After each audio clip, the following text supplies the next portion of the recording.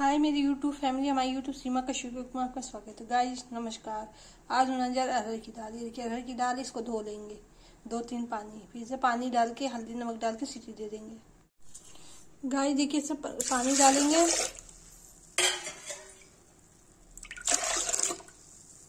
इतना डालेंगे कि दाल भीग जाए। हल्दी डाल दिया, नमक डाल दिया,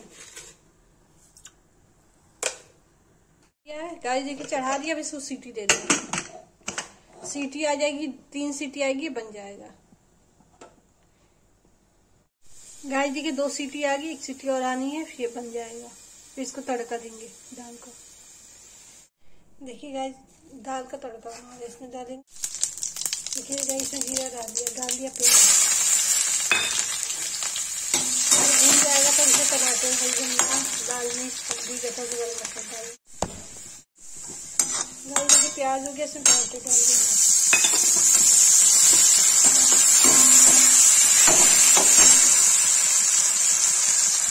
लाल मिर्च डाल देंगे।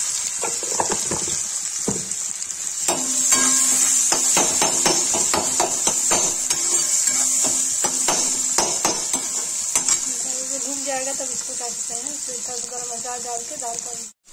गाइस देखिए दाल का तड़का हो गया, इसमें दाल डाल देंगे।